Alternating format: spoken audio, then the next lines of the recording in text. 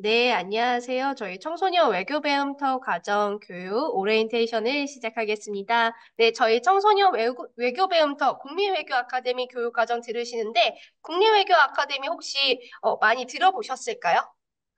나는 국민외교 아카데미에서 교육을 들어봤다 하면 숫자 1. 나는 오늘 처음이다. 숫자 2 채팅방에 올려주시겠어요?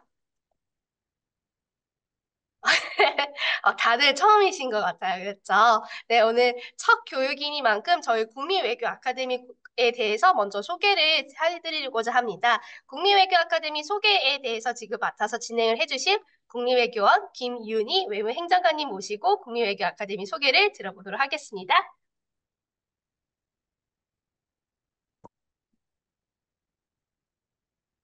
네, 여러분 안녕하세요. 국립외교원에 근무하고 있는 김윤희 행정관이라고 합니다. 여러분 너무 반갑습니다.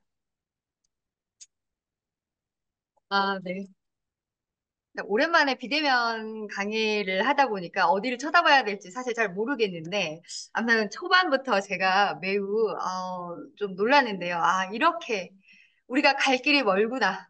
국민외교 아카데미에 대해서 못 들어본 학생들이 이렇게 많구나. 소리가 안 들리는데 나갔다 와도 네, 잠시 나갔다 오시고요. 그래서 저희가 좀 더 분발해야 되겠다라는 생각을 한번 해봤습니다. 그래서 여러분 일단 너무 환영합니다. 이미 저는 여러분의 지원서를 읽어서 여러분이 얼만큼 이 강의를 듣길 원했고 또 왜 이 강의를 들어야 하는지 잘 읽어보았습니다. 그래서 더욱 반갑고요. 이 8번의 강의가 여러분의 진로에, 여러분의 인생에 아주 큰 전환점이 될 수 있도록 유익한 강의가 되었으면 합니다. 저희도 그렇게 되기 위해서 많이 준비하겠습니다. 자, 그러면 일단 국민외교 아카데미 여러분 너무 모르시기에 제가 간략히 한 10분 정도 시간이지만 좀 쫌쫌하게 좀 알려드리도록 하겠습니다. 네. 자, 그럼 먼저 국민외교 아카데미는요, 올해로 4년차 된 프로그램입니다. 그래서 2021년부터 시작이 되었고요. 말 그대로 국민들에게 외교에 대한 공부를, 교육을 하는 기관, 그리고 국민과 함께 이러한 외교 안보에 대한 소통을 할 수 있는 소통의 장, 이 두 가지의 큰 목표가 있습니다. 여러분, 그 지원서에 보니까 이런 강의를 제가 들어본 적이 없어요. 또 들을 기회가 없어요. 그래서 꼭 듣고 싶어요. 이런 지원서의 많은 이야기를 보았는데요. 이런 프로그램 자체도 없지만 저희는 아주 특징적으로 외교부만이 제공할 수 있는 우리 전현직 외교관 분들, 그리고 우리 국내외교원에 근무하고 계시는 교수님들이 계세요. 네, 이 교수님들은 우리 외교안보, 나라의 정책에 대한 연구하고 이 정책을 가이드해 주시는 그런 역할을 하고 계신데 이분들을 통해 직접 강의를 들으실 수 있는 기회를 제공합니다. 그래서 이러한 특장점을 가지고 있는 그런 교육을 진행한다는 것. 그리고 두 번째 소통은요. 저희가 그렇잖아요. 요즘은 나라에서 아무리 외교에 대한 이런 정책, 저런 정책 하면 뭐 합니까? 국민과 함께 소통하고, 나라가 무엇을 하는지, 국민이 무엇을 원하는지, 아마 이런 소통의 장이 필요할 겁니다.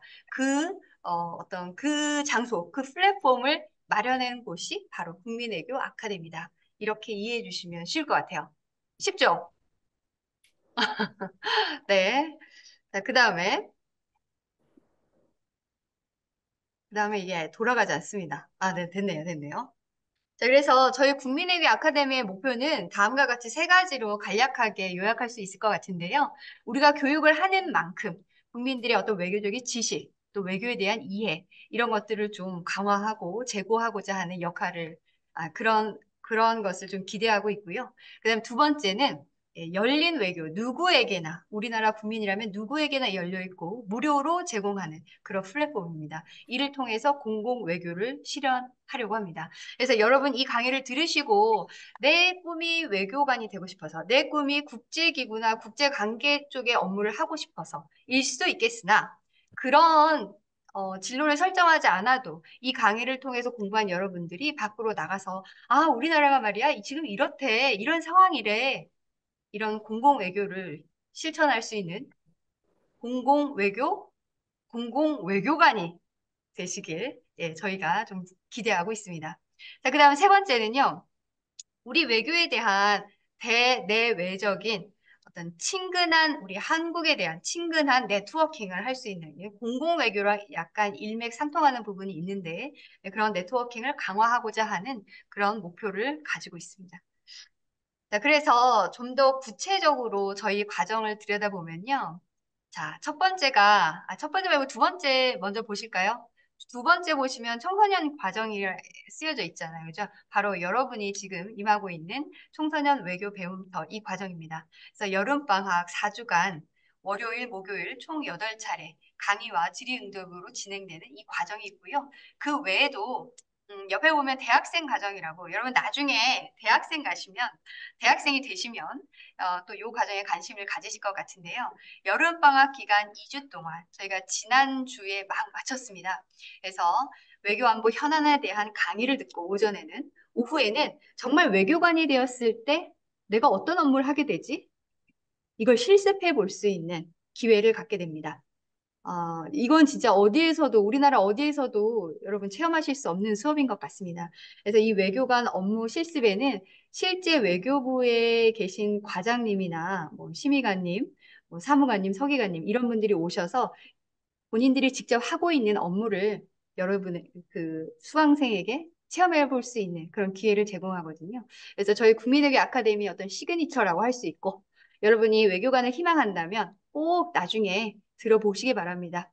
저희 대학생 과정 중에는요, 청소년 외교 배움터를 들었던 학생들도 많이 옵니다. 그래서 여러분 나중에 꼭 오시기 바랍니다. 자, 그리고 이제 대학생 과정 다음에는 석박사 대상으로 하는 과정이 있어요. 네, 요거는 석박사 연구자들이기 때문에 아무래도 조금 더 심화된 강의라고 보시면 되고요. 외교 안보에 대한 한 7가지 정도 주제를 뽑아서 7명의 저명한 멘토들의 지도 아래 5개월간 연구를 하고 보고서를 작성하고 발표를 하는 그런 일련의 연구 과정이라고 보시면 됩니다. 그래서 어, 여러분이 나중에 연구자를 희망할 때 좀 관심을 가져면 좋을 과정인 것 같고요. 그 다음에 또 옆에 보시면 청년 국제관계 실무 기본 과정이 있어요. 이것은 꼭 외교관이 되려고 희망하지 않더라도 아주 우리 사회 전반적으로 국제적인 관계에 대한 국제 업무를 담당하는 그런 직원들이 많을 텐데 그런 실무에 종사하는 청년들을 대상으로 해서 1일 동안 국제관계 종사하는 청년들을 대상으로 실무 역량을 강화할 수 있는 실무적인 프로그램을 하루 꽉 채워서 아침 9시부터 5시까지 진행하고 있습니다. 그래서 이것도 우리 청년들에게 매우 도움이 되는 과정임이 틀림없죠. 그 다음에 맨 앞에 보시면 대국민 특강이라고 있어요. 이것은 이제 어떤 특별한 외교 행사가 있을 때 그 계기로 국민들의 어떤 관심을 좀 끌고 그 외교 행사에 대한 이해를 제고하기 위해서 우리가 그때그때 일회성으로 제공하는 특별 강연입니다. 그래서 이번에는요, 저희 지난번에 상반기 때 아프리카 정상회의가 있었잖아요. 그래서 아프리카 주제로 해서 특별 강연을 한 차례 한 바가 있습니다. 자, 그래서 지금까지 이 과정이 현재 운영하고 있는 과정이고요. 저희 국민에게 아카데미의 가장 큰 장점은 변화에 빨리 대응해서 빨리빨리 바뀐다는 겁니다. 그래서 우리 이 시대가 많이 바뀌듯이 빠른 속도로 그 속도에 맞춰서 과연 우리 청년들이 원하는 과정은 무엇인가? 여기에 맞춰서 개편이 되게 잘 되고 있어요. 그래서 여러분도 이번 과정을 들으면서 만족도 조사라는 걸 하실 텐데 열심히 잘 작성해 주시면 우리 국민외교 아카데미 개편에 큰 도움이 될 것으로 그렇게 보입니다. 자, 그래서 다음으로 보시면 국민외교 아카데미 연간 일정이라고 나옵니다. 그래서 저희가 상반기 때 어떤 과정을 실시했는지, 그다음에 지금 현재 하고 있는지, 앞으로 무엇을 할 건지 보여집니다. 그래서 여러분 지금 청소년 과정, 지금 7월부터 해서 8월까지 이어지고 있는 이 과정에 지금 수강 신청하신 상태이신 겁니다. 자, 다음으로. 자, 그럼 제가 아주 간략하게 국민외교 아카데미에 대해서 말씀을 드렸고, 그럼 우리 청소년 수강생들에게 어떤 마지막 부탁을 하면 좋을까라고 생각을 해봤는데요. 먼저 첫 번째는 뭐니 뭐니 해도 여러분 배우려고 오셨잖아요. 그래서 열정 가득 학습 모드를 켜두시고 열심히 임하시기 바랍니다. 자, 그래서 강의 자료를 저희가 사전에 배포하고 있습니다. 어, 여러분이 아마 어, 처음이신 분들도 계시고 내용의 깊이를 조절하셔야 될 텐데 그런 분들도 계실 텐데 그래서 사전에 좀 읽고 공부에 임하시라는 그래서 그런 의미로 예, 강의 자료 사전 배포가 있고요. 네. 네. 그다음에 두 번째는요. 질문 시간이 깁니다. 그래서 질문을 좀 많이 할 수 있는 그런 시간을 좀 저희가 확보했으니까요. 궁금하신 게 있으면 언제든지 질문해 주십시오. 단 질문은 선착순이 잘릴 수 있으니 예, 예, 그거는 좀 양해 부탁드리고 그 다음에 저희가 너무 많은 수강생들이 지금 한 번에 접속을 하고 또 비대면이다 보니까 저희가 출석을 좀 꼼꼼하게 관리하고 있습니다. 그래서 아무 이유 없이 출석하시는 노쇼 금지고 좀 사전에 좀 말씀을 해주시고요. 그 다음에 결석이랑 지각은 가능한 지양을 해주시고 저희가 여러분 이번에 좀 깜짝 발표를 말씀드리면 이번부터 그 수료증이 발급됩니다. 여러분 저희가 원래 수료증 발급이 없었잖아요. 근데 수료증 발급이 되니까 특히나 출석을 신경 쓰시고 예, 잘 좀 8회차까지 마무리하셨으면 좋겠습니다. 자, 그다음 마지막입니다. 마지막은요. 아까 여러분이 국민외교 아카데미에 대해서 잘 모른다고 하셨잖아요.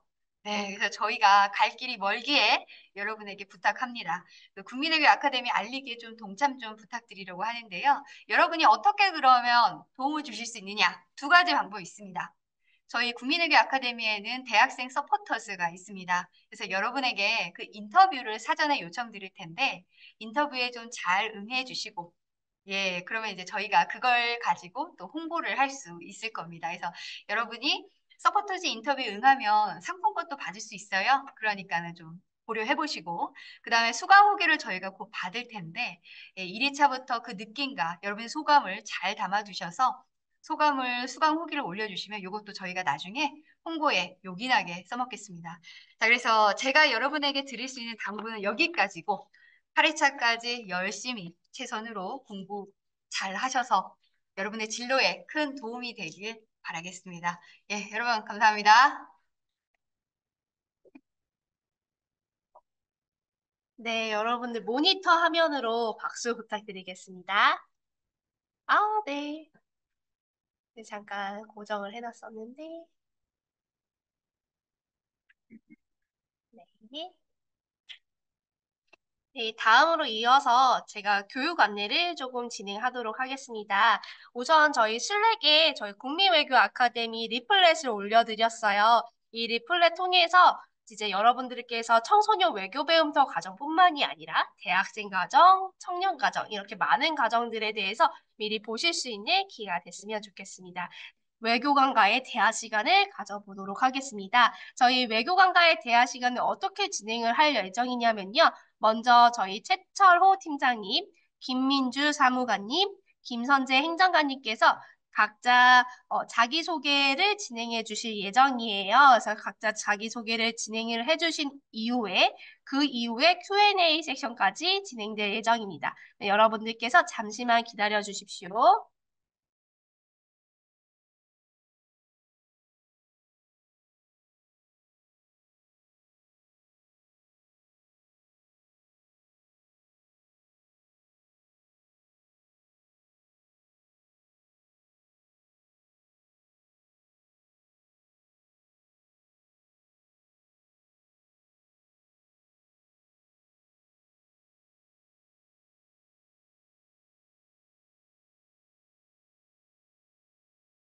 클릭하시면 넘어갑니다.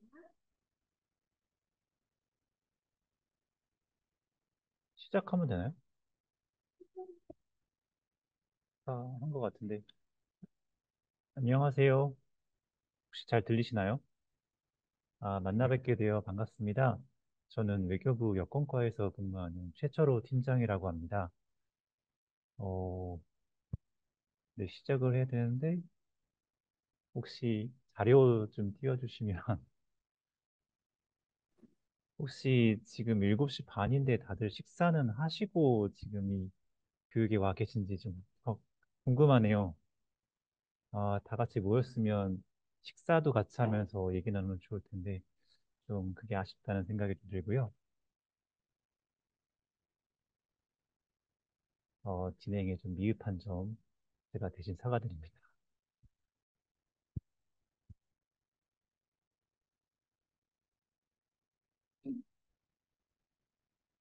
어, 이럴 때 좀 뭔가 타임 킬링 할 수 있는 아이스 브레이킹도 좀 하면 좋은데 제가 말주변이 좀 죄송하네요.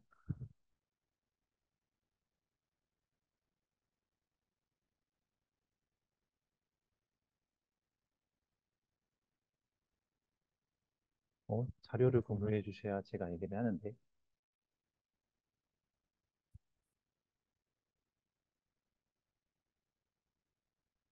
아, 안녕하세요. 제가 청년 국제관계 실무 기본 과정에서 외교관과의 대화를 진행하게 된 최철호 팀장이라고 하고요. 제가 하나씩 저에 대해서 설명을 좀 하도록 하겠습니다. 저는 2007년 12월에 외교부에 입부를 했고요. 한 15년, 7년 외교부에서 근무를 하고 있고, 네 군데의 지회 공간을 다녀왔는데, 여기 2009년에 한번, 12년에, 17년에, 19년에 이렇게 써놨는데, 혹시 이 네 가지 제휴 공간을 맞추실 분이 있으신 분 여기 짤막하게 메시지 남겨주시면 좋을 것 같은데 혹시 아시는 분 계실까요? 첫 번째 지역은 새로운 꽃이라는 수도의 이름이 있고요. 커피의 원산지고 대한민국과 되게 가까운 나라입니다. 6.25 참전국이고 아프리카 국가예요. 혹시 이걸 아시는 분 계실까요?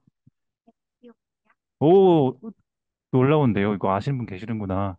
네, 맞아요. 에티오피아 대사관에서 근무를 했습니다.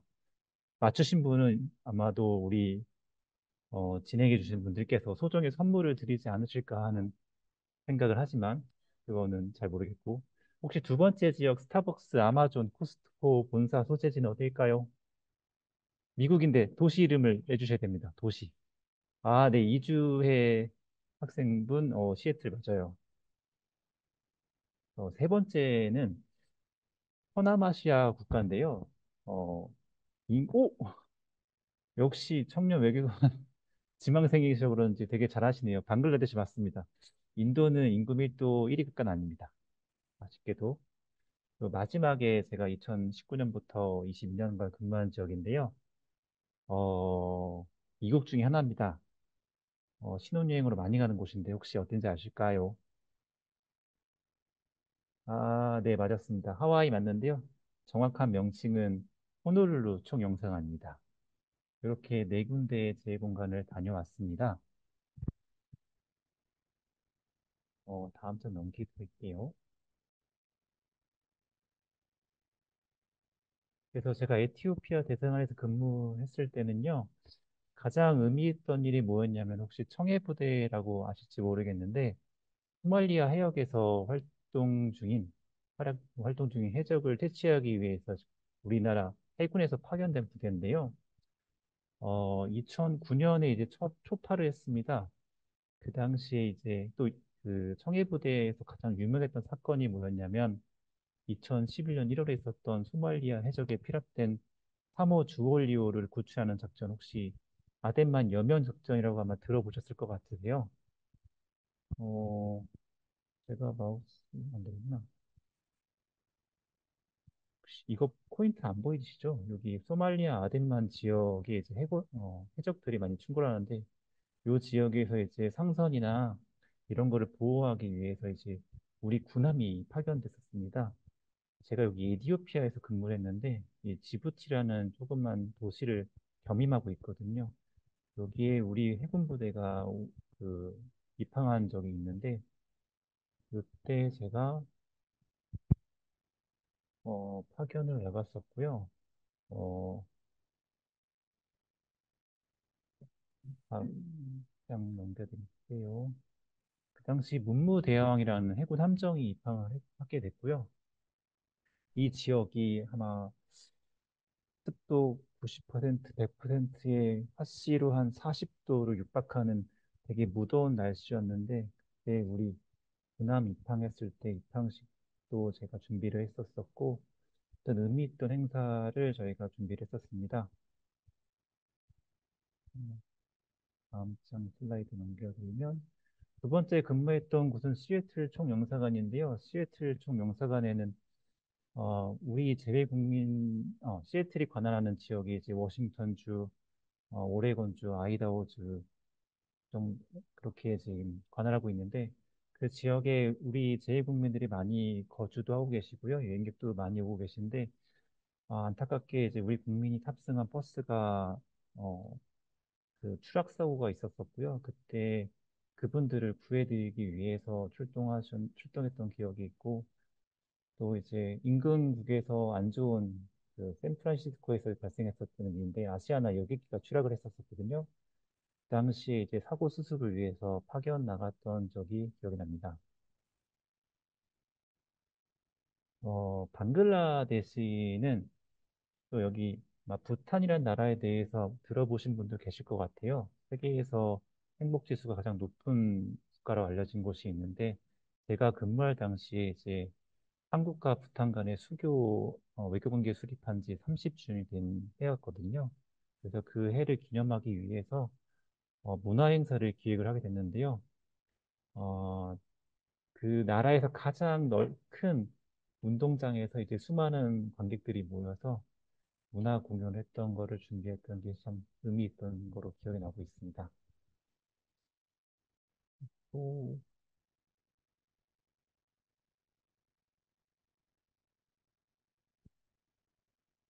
또 방글라데시 근무할 때 저희 외교관으로서 그 제 공간 근무할 때 가장 의미 있는 것 중에 하나가 뭐냐면 우리 국가 수반 우리 정상께서 해당 지역을 순방하는 행사가 가장 그 뜻깊은 업무 중에 하나거든요. 당시 이제 이낙연 총리께서 방글라데시를 순방하셨었고요.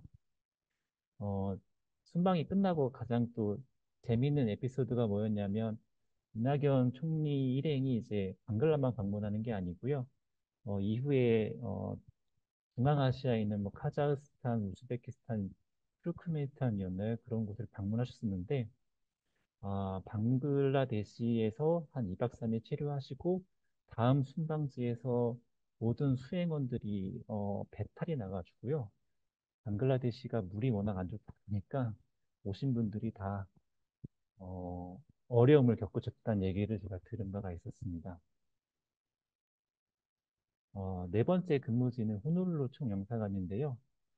제가 이 호놀룰루가 우리나라랑 다 의미 있는 게 뭐냐면 우리 일제 강점기 당시에 우리 선조들께서 하와이로 이민을 많이 가셨었고요.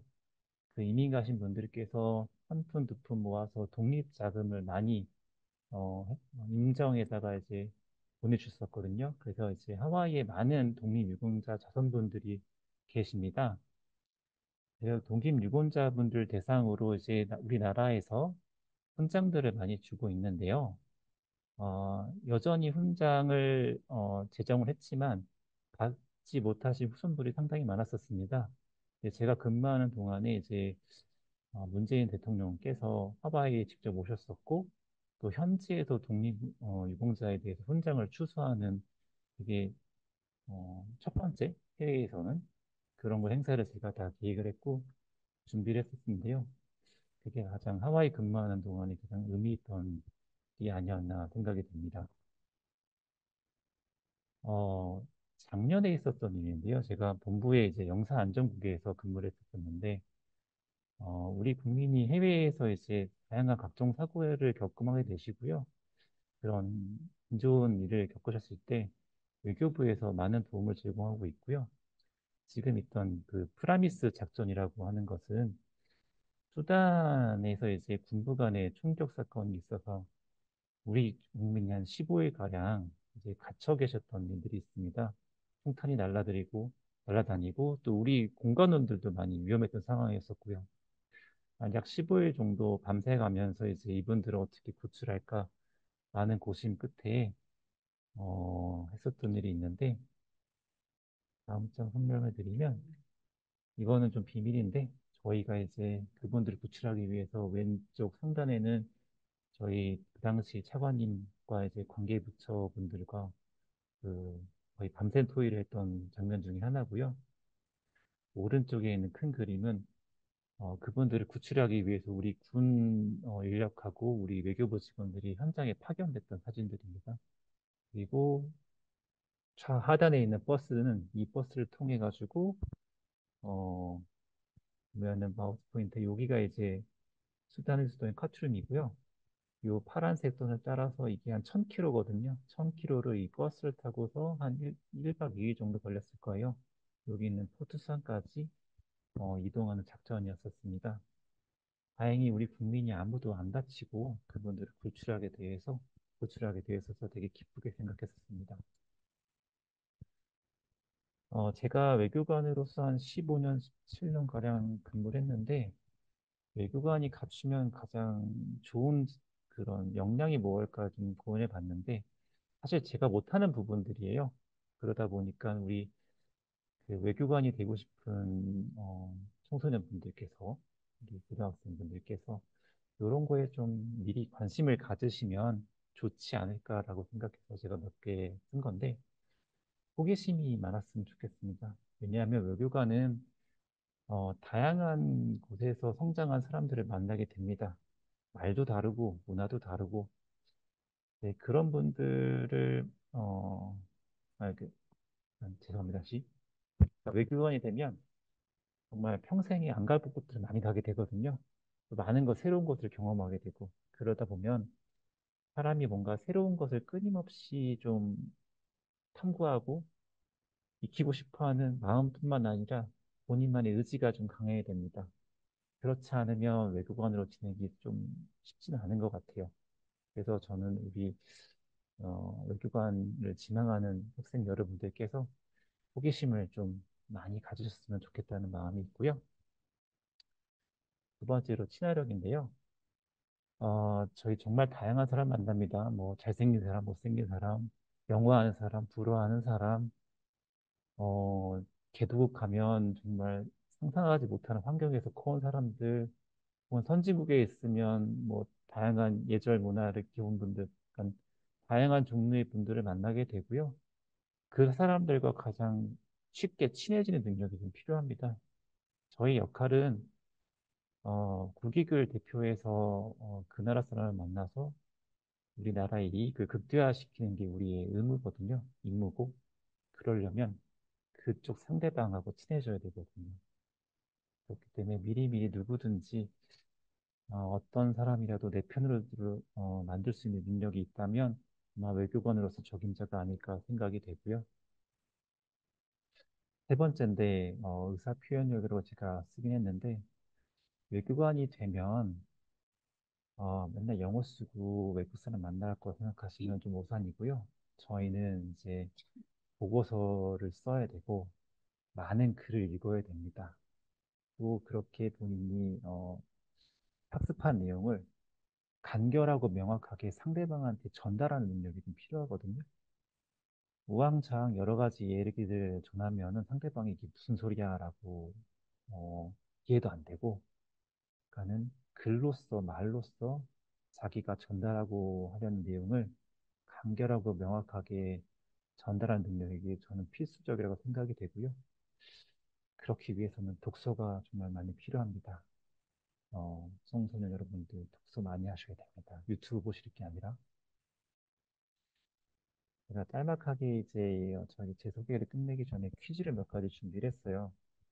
예전에는 대면할 때는 제가 이제 퀴즈 맞추신 분들한테 선물 드렸는데 선물을 못 드리게 돼서 정말 죄송하게 생각하고 쉬운 문제입니다. 우리나라와 외교 관계를 수립한 국가의 수는 현재 몇 개인지 아시는 분 텍스트 남겨주시면 감사하겠습니다. 모르시면 외교부 홈페이지에 올라와 있습니다. 오, 193 맞아요.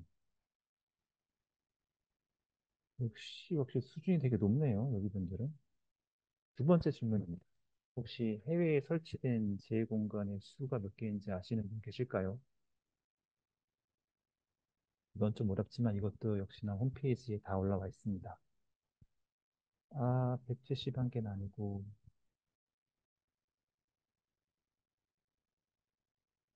좀 확인이 필요한데, 167개로 제가 알고 있습니다. 한문을 못 치다 보니까 그냥 빨리 넘기겠습니다. 제일 쉬운 문제 중에 하나인데 저희 외교부 장관님 중에 제33대 외교부 장관님의 성함이 뭔지 아시는 분 계실까요? 되게 유명한 분이세요. 그 현직 대사님이십니다. 네. 반기문 총장님이 저희 33대 외교부 장관님이십니다.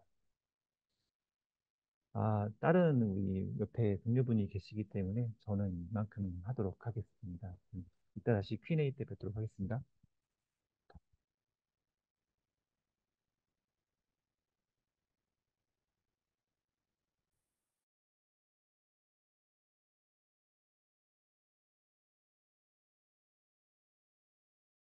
네, 다음으로 이어서 저희 김민주 외무사무관님 모시고 외교관 후보자 선발 시험 소개에 대한 내용을 들어보도록 하겠습니다. 네, 여러분들 지금 너무 잘 수강하고 계세요. 캠 화면에서도 지금 출석이 다 인정되었다고 제가 매니저님께 전달을 받았거든요. 네, 지금처럼만 수강을 해주시면 되겠습니다. 네, 이어서 저희 김민주 외무사무관님 모시고 말씀 듣겠습니다. 캠 화면으로 박수 부탁드립니다.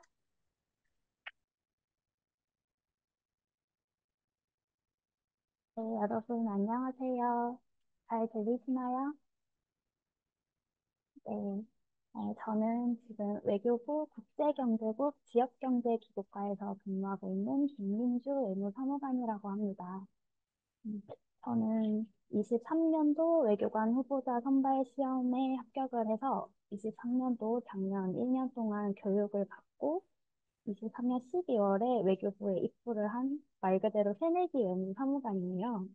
어, 그래서 방금 이렇게 소개를 해주신 서울 팀장님처럼 뭐 외교 경험이 많은 것도 아니고 또 재외공간 근무 경험이 많은 것도 아니어서 이렇게 여러분들 앞에서 어떤 이야기를 해주면 좋을까 곰곰이 고민을 하다가 제가 가장 잘 얘기할 수 있는 거는 가장 최근에 봤던 외교관 후보자 선발 시험에 대해서 소개를 하는 것이라 생각을 해서 네, 이 주제로 여러분들 앞에서 서게 되었어요. 음,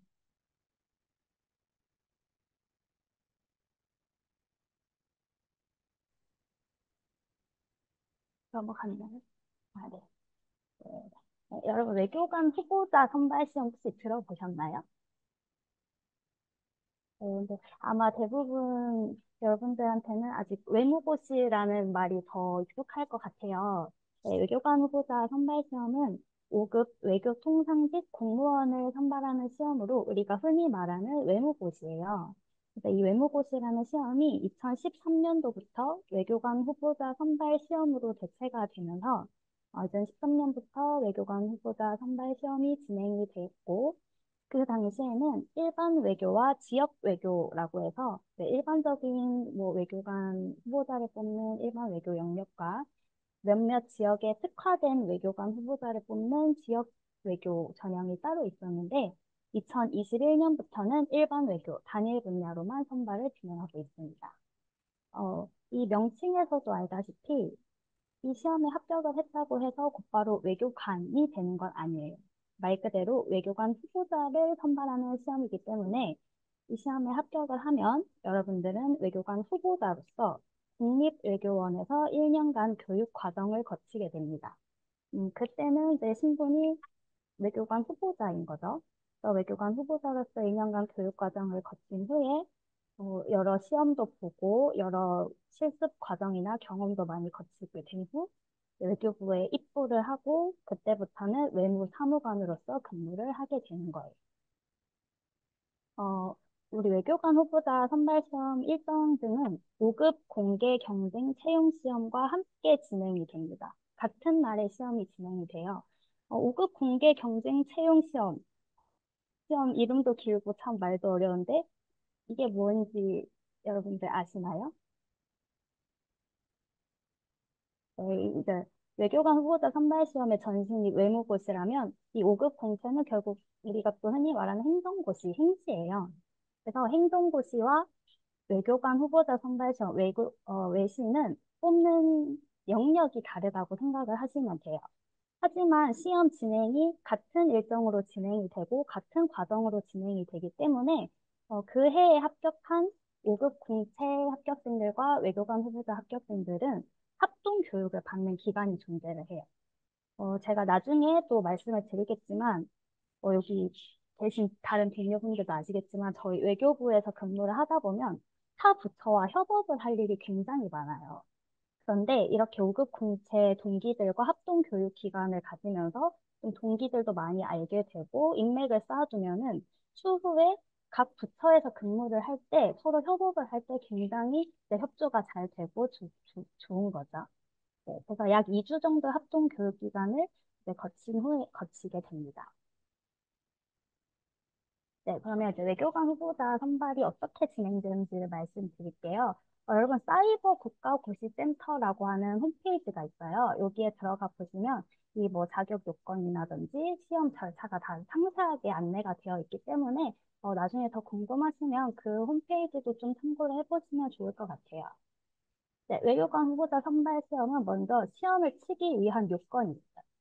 여기 제가 이제 소개를 했다시피 한국사, 영어, 제2외국어의 자격 요건을 갖춰야 되는데 한국사는 한국사 능력 검정 시험 2급 이상의 자격증을 가지고 있으면 되고 영어는 대표적으로 제가 토익을 예시로 들었는데 토익 870점 이상의 성적을 갖고 있어야 되며 제2외국어는 독어, 불어, 러시아어, 중국어, 일본어 중에서 본인이 잘하는 제2외국어를 하나 선택해서 시험을 봐서 일정 수준 이상의 등급을 가지고 계시면 돼요.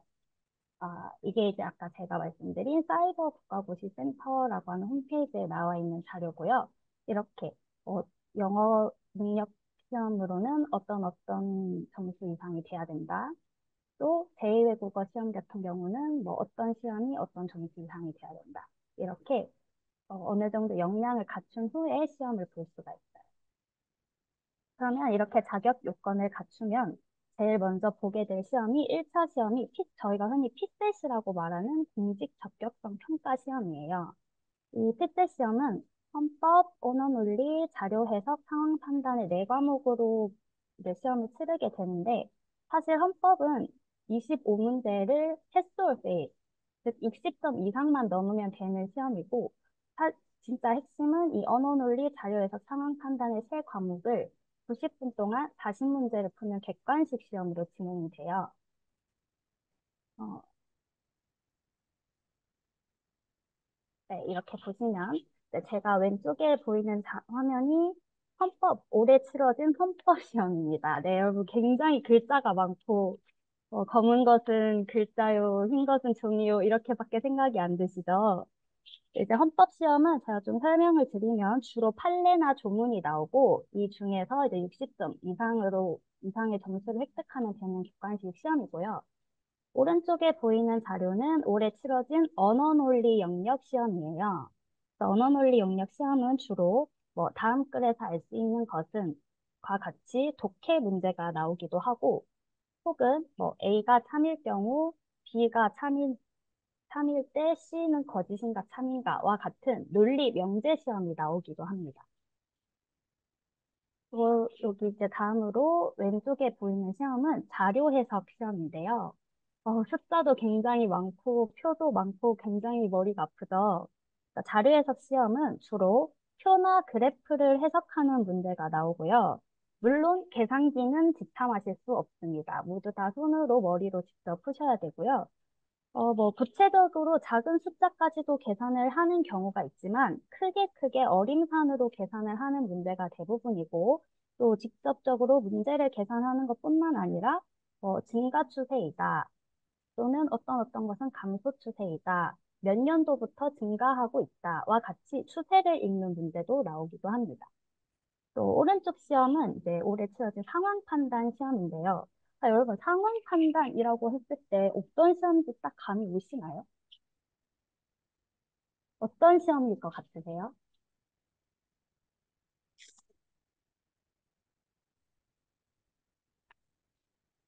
감이 안 오시죠? 네, 제가 여쭤본 이유가 저도 처음에 이 시험을 준비를 할 때 상황 판단 영역이라는 걸 듣고 도대체 무슨 시험인 거지, 이거는? 어떤 문제가 나오는 거지? 라고 굉장히 당황했었어요. 문제를 보시면 아시겠지만, 뭐, 다음 몇몇 조의 조문이 나오고, 다음 글을 근거로 판단할 때 옳은 것은과 같이 법조문을 해석하는 문제도 나오고요. 또 아까 언어논리 영역에서 봤듯이 뭐 다음에 글을 읽고 뭐 일치하는 것은 또는 불일치하는 것은과 같은 내용일치 문제도 나오고요. 또 뭐 명제 논리 A가 참일 때 B가 거짓일 때 C는 무엇인가와 같은 명제 논리 문제도 나오고 계산하는 문제 자료 해석처럼 계산하는 문제도 나오고 또 퀴즈 문제, 뭐 경우의 수를 구하는 문제, A에서 B로 가는 가장 빠른 루트는 몇 가지인가와 같은 저희가 뭐 수학 시간에 했을 것 같은 그런 퀴즈 문제도 나오기도 합니다. 즉 이렇게 다양한 문제가 나온다는 것은 정말 말 그대로 빠른 시간 안에 그 상황을 파악을 하고 그 판단을 하고 그 상황을 어떻게 해결하는지를 묻는 영역이라고 보시면 돼요. 네, 이렇게 1차 시험을 치르고 나면은 1차 시험은 다 객관식으로 진행이 되기 때문에 여러분 OMR 하는 거 아시죠? 네, 컴퓨터형 사인펜으로 OMR 기입을 다 해서 기계로 평가를 한 후에 그 점수 커트라인 이상의 사람들이 이제 합격을 하게 됩니다. 이렇게 1차 시험을 통과를 하고 나면 2차 시험은 어떻게 진행이 되냐면 1차 시험과는 달리 논술식으로 진행이 돼요. 2차 시험은 국제정치학, 국제법, 경제학, 학제간 통합논술 1, 2 이렇게 총 5과목의 시험을 보게 되고요. 120분 동안 A4 용지 10매 분량의 답안지를 작성을 해야 됩니다. 물론 수기로 작성을 하셔야 돼요. 그래서 보통 120분 동안 시험을 어떻게 보지? 그 허리 아파서 어떻게 앉아있지? 지루해서 이 시간 동안 어떻게 앉아있지? 라고 생각을 하실 수도 있지만 한 과목당 3, 4문제를 빠른 시간 안에 답안도 도출을 하고 서론, 본론, 결론의 논리도 구성을 하고 또 심지어 손으로 직접 수기로 작성까지 해야 하다 보니까 이 120분이라는 시간이 어떻게 지나갔을지 모를 정도로 정말 빨리빨리 시험을 보게 돼요.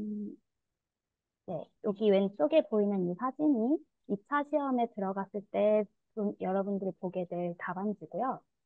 오른쪽에 있는 게 올해 실시된 2차 시험 문제를 제가 가지고 와봤어요.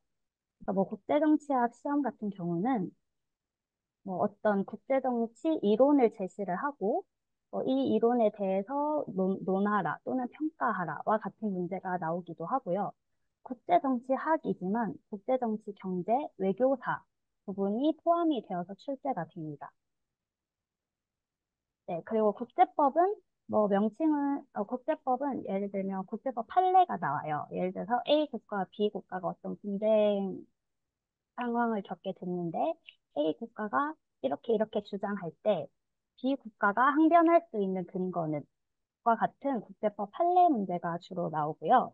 국제법 안에 저희 흔히 가트라고 하는 국제경제법 문제도 같이 출제가 됩니다. 경제학은 이렇게 문제를 풀고 그래프를 그리는 시험이긴 한데 여기에도 물론 국제경제학 시험, 우리 흔히 말하는 뭐 환율 계산하는 그런 부분들, 이런 국제경제학 과목 분야도 포함이 되어서 시험을 보게 돼요. 그럼 이 학제간 통합 논술은 도대체 뭘까? 이 말도 굉장히 생소하시죠?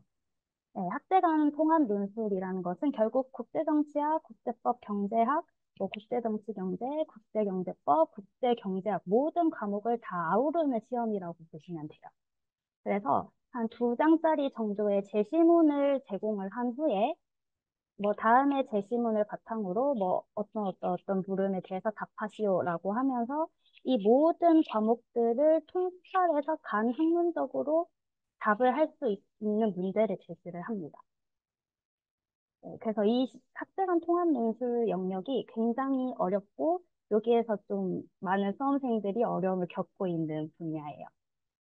이렇게 2차 시험이 다 끝나게 되면은 이제 3차 시험은 우리 흔히 말하는 면접이에요. 네, 이 면접은 이제 저희가 외교관 후보자 선발 시험이다 보니까 영어 면접이 섞여 있어요. 모든 면접이 영어로 진행이 되는 건 아니고 영어 면접과 한국어 면접이 혼재되어서 진행이 됩니다. 면접은 총 2가지 영역, 직무 역량, 그리고 공직가치 인성 부분으로 나누어져서 시험을 보게 되는데요. 뭐, 공직가치 인성이라고 해서 저희 그냥 뭐, 이렇게 면접관들 앞에서 앉아가지고 이런 경험 해본 거 있으면 얘기해보세요. 이렇게 편하게 얘기하는 시험이 아니고 40분의 주어진 시간 동안 제시문을 보고 문제를 풀어야 돼요. 그 제시문은 예를 들면 딜레마 문제가 나오게 됩니다. 예를 들면 이제 저희 공직 가치로서 가장 중요한 게 청렴이기도 하지만 또 그 상하의 위계 질서를 지키는 것도 중요하잖아요. 그러면 예를 들어서 본인이 이제 공무원으로서 근무를 하고 있는데 상사가 부당한 지시를 한다. 뭐 어떤 예산을 횡령하라는 지시를 한다. 라고 했을 때 본인은 어떻게 선택을 할 것인가? 와 같은 딜레마 질문이 나옵니다. 이런 부분을 잘 헤쳐나가는지를 보는 게 공직 가치를 판단하는 시험인 거죠. 그리고 이제 직무 역량 같은 경우는 좀 보다 더 전문적인 그 제시문이 나오고 똑같이 40분의 주어진 시간 동안 제시문을 보고 문제를 풀어요. 그리고 30분 동안 면접관들 앞에서 이제 발표를 하는 겁니다. 네, 제가 시험을 볼 때는 제가 받은 제시문은 사도광산 관련된 제시문이었어요. 근데 이제 거기서는 뭐 A국과 B국의 어떤 상황이 있는데 주변국들의 입장은 이렇고 뭐 국제기구의 입장은 이렇고 라고 하면서 예시를 드는데 그 예시가 결국은 사도광산 예시였던 거예요. 이런 경우에 한국을 대표하는 한국의 입장에서 우리는 어떤 선택을 할 수 있는가? 또는 본인이 생각하는 한국의 외교 정책을 제시해봐라. 이런 식의 제시문이 주어지고 그 질문에 아주 한 장짜리 짤막한 보고서를 작성을 합니다. 그래서 그 보고서를 들고 면접관들 앞에서 발표를 하는 거예요. 이 발표를 할 때 초반에 한 10분 정도는 영어로 발표를 하고 그 후에 한 2, 30분 정도를 이제 한국어로 부연을 합니다. 그래서 영어 면접은 직무 역량 영역에서만 진행이 돼요.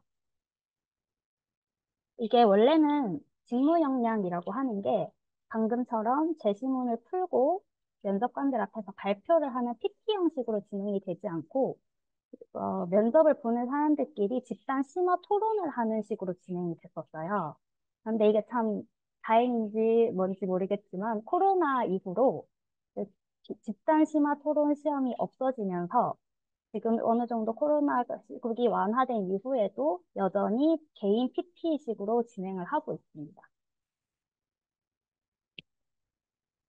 이렇게 여기 3차 시험, 면접 시험까지 합격을 하면 이제 최종 외교관 후보자 선발 시험 합격생으로서 교육을 받게 되는 것인데요. 제가 여러분들이 이제 외교관 후보자 선발 시험을 준비를 한다라고 했을 때 드리고 싶은 말씀은 먼저 학력이나 전공 관련해서는 전혀 걱정하실 필요가 없습니다. 저와 같이 시험을 본 같은 해에 합격을 한 동기도 보면은 이공계에서 이 시험을 준비한 친구도 있었어요. 그래서 외교관 후보자 선발 시험이니까 정치 외교학과를 가야 하지 않을까? 아니면 뭐 국제법을 공부하러 법학과를 가야 하지 않을까? 뭐 아니면 제2외국어를 잘해야 되니까 어문 계열을 가야 하지 않을까? 전혀 상관없습니다. 그리고 연령도 뭐 일반적으로 합격생 평균이 25세, 27세 정도가 되기는 해요. 하지만 연령 무관 30세 이상 합격생도 있고 정말 20살의 어린 합격생도 있어요. 단 이제 사이버 국가고시 센터에 보시면은 아시겠지만 현재 그 시험일 기준으로 만 18세 이상이 되어야지만 시험을 응시할 수 있다는 자격 요건을 주어져 있어요. 하지만 연령 전혀 무관하고 언제든지 도전을 하실 수 있기 때문에 나중에라도 내가 혹시나 너무 늦지 않았나? 나 좀 하고 싶은데 지금 하기엔 너무 늦었나? 이런 생각 가진다면 언제든지 도전하셔도 됩니다. 도전하시길 바래요, 저는. 그러면 지금 당장 외교관 시험 선발을 준비하기 위해서 여러분들이 무엇을 준비해야 하는가? 제가 여기 없다라고 쓴 거는 뭐 지금 당장 국제정치학 공부를 해야 한다던가, 국제법 공부를 해야 한다던가, 뭐 논술을 쓰기 위한 논술 학원을 다녀야 한다던가와 같은 어떤 학문적인 공부, 특히 수험적인 공부 전혀 하실 필요가 없습니다. 어, 좀 전에 그 표 팀장님께서도 얘기해 주셨다시피 외교는 정말 말과 글로 하는 활동이고 또 간략하게 보고서로 나의 의견을 전하는 경우가 굉장히 많아요. 그렇기 때문에 독서를 좀 많이 하시는 것을 저는 권장드리고, 특히 다양한 경험, 또 다양한 분야에서의 지식을 좀 얻는 게 중요한 것 같아요. 저의 예를 들자면, 제가 코로나 때문에 잠깐 한 2주 정도 격리를 했던 적이 있었는데, 집에서 할 것도 없고 너무 심심하잖아요. 인터넷 보는 거, 유튜브 보는 거, 뭐 드라마 보는 것도 한두 번이지. 2주 동안 너무 심심해서 제가 이북으로 와인 책을 좀 읽기 시작했습니다. 그냥 처음에는 아무 생각 없이 이거 뭐야 한번 읽어볼까 하면서 읽어봤던 책들이에요. 제가 뭔가 와인을 공부하기 위해서 열심히 읽은 것도 아니었어요. 그런데 그때 제가 스치듯이 읽었던 그 와인 지식이 제가 외교부에 들어오고 나서 국제 회의에 참석을 하기 위해서 나가서 해외 인사들과 오찬을 하면서 와인을 주문해야 되는 순간이 있었는데 그때 제 그 지식이 이렇게 발휘가 돼서 이렇게 유용하게 쓰이더라고요. 그래서 뭔가를 지금 좀 의도적으로 배우려고 하고 공부를 하려고 하고 수험적으로 준비를 하려고 하면 굉장히 재미없고 하기 싫잖아요. 그래서 지금은 그런 걸 준비할 때가 아니라 그냥 정말 다양한 경험을 하고 다양한 분야에서 지식을 쌓으시기를 추천드려요. 네, 이렇게 외교관 후보자 선발 시험을 합격하고 1년간 교육 과정을 거치고 외교부에 들어오면은 이제 외교부에서 업무를 하게 되실 거예요. 이 외교부 업무는 사실 저희 외교부 홈페이지, 공식 홈페이지 들어가 보면 다 나와 있는 거 그냥 제가 옮겨 쓴 거예요. 그래서 여러분들 좀 한 번씩 뭐 심심하실 때 아니면 시간 되실 때 외교부 홈페이지도 자주 들락들락 거리시면서 외교부는 어떤 일을 하는 곳이지? 이렇게 한번 보시면 좋을 것 같아요. 우리가 흔히 생각하는 외교관이다 하면 그냥 정말 해외 업무만 하고 해외 나가서 국제 회의 듣고 또 해외 외교관들하고 뭐 와인이나 샴페인이나 마시고 그런 이미지가 떠오르잖아요. 근데 그런 업무만 하는 것이 아니라 가자 뭐 회의에 참석을 하기도 하지만 최초 그 팀장님께서도 저기 시애틀 총영사관에서 아까 우리 재해국민 사건 사고 관련해서도 경험을 얘기해 주셨는데 그런 식의 재해국민 보호 활동도 해요. 당장 지금 저희 이제 파리 올림픽도 진행을 하잖아요. 이 파리 올림픽을 위해서 외교부에 있는 재외국민 보호과라고 하는 직원들이 팀을 꾸려서 지금 파리로 나갑니다. 네, 이런 업무도 하고 굉장히 다양한 업무를 하고 있어요. 그래서 이렇게 외교부 홈페이지 가보시면 외교부 조직도로 다 나와 있으니 보시면서 관심 있는 과도 좀 보시면 재밌을 것 같고 지금 제가 근무하고 있는 지역경제기국과를 간략하게 소개하면서 마무리를 하자면 지역경제기국과는 그냥 간단하게 말하면 에이펙을 하는 과입니다. 에이펙 업무를 하는 과인데 여러분 내년도 2025년 에이펙 어디서 개최되는지 아시나요? 잘 모르시나요? 네, 내년도 에이펙이 한국에서 개최돼요. 아, 맞아요. 경주에서 정상회의가 개최가 되고 내년 에이펙 전체는 한국의 여러 각지에서 개최가 됩니다. 왜냐하면 내년도 에이펙 의장국이 한국이기 때문이에요. 그럼 지금 여기 나와 있는 사진에서 페루는 뭐냐? 이거는 올해 에이펙 의장국이 페루여서 올해 모든 에이펙 회의는 페루에서 진행이 됩니다. 그래서 저는 지역경제기국과에 근무하고 있는 외무사무관으로서 페루에서 진행되는 에이펙 회의마다 참석을 해서 가자 협의체 내에서 우리나라의 한국의 대표로서 우리나라의 입장과 우리나라의 정책을 소개를 하고 또 회원국들이 가지고 있는 입장을 파악을 하고 그것을 우리나라 정책에 반영을 하는 그런 업무를 하고 있어요. 네, 이렇게 제 외교부에 들어오면 하시게 되는 업무 소개까지 해서 저의 발표는 마치도록 하고, 네, 조금 있다가 또 Q&A 시간에 여러분들 궁금한 거 뭐든지 편하게 물어보시면 제가 아는 선에서 친절하게 답변 드리도록 하겠습니다. 감사합니다. 네, 캠으로 박수 부탁드리겠습니다. 네, 감사합니다. 네, 그 다음으로 저희 외무 영사직 시험 소개를 주제로 말씀해 주실 외무행정관 김성진 김선재 외무행정관님 모시고 말씀 들어보도록 하겠습니다. 네, 여러분들 지금도 한번 저희가 출석 체크가 중간에 한번 진행이 되었는데요. 지금도 잘 참여를 해주셨는데 다만 화면이 조금 어두우신 분이 있고 눈, 코, 입이 다 안 나오신 분이 이번에는 한 분이 좀 계셨어요. 그래서 일단은 얼굴 전체 화면이 나오도록 잘 부탁드리겠습니다. 네, 그리고 마지막으로 한 번 더 말씀드리면 출석 체크 아직 채팅방에 메시지 안 남기신 분 계신 것 같은데 지금이라도 남겨주시면 저희가 정상 출석해드릴 테니까 한 번 더 확인 부탁드리겠습니다. 네, 그럼 이어서 저희 김선재 외무행정관님 모시겠습니다. 캠으로 박수 부탁드립니다. 어, 감사합니다. 안녕하십니까. 국민외교원 기획협력과 외무행정관 김선재입니다. 옆에 팀장님은 17년, 저 옆에 계시는 사무관님은 저 옆 같은 사무실에 계신 동기분이 6개월 저보다 선배라고 말씀하시니까 6개월 선배님. 저는 입부한 지 아직 1개월이 채 되지 않은 신입 행정관입니다. 여러분의 학예방학 청소년 외교 배움터에 오신 것을 환영드립니다.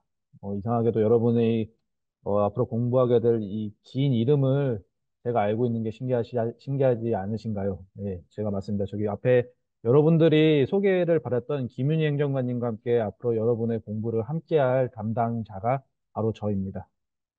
그리고 여러분이 하기 전에 일주일 전에 저희 아마 여러분들 형 누나인 대학생부들하고 같이 이 과정을 진행했는데요. 그때 너무 즐겁고 재밌어서 제가 행정관님한테 청소년부도 이렇게 재밌지 않을까요? 했는데 저희 행정관님이 이제 고난이 시작된다고 이렇게 말씀하셨는데 여러분을 캠으로 이렇게 보니까 화나신 거 아니죠?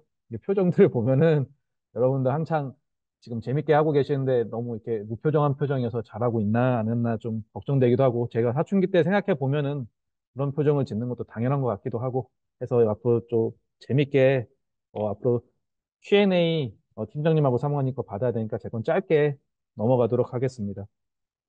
어, 네.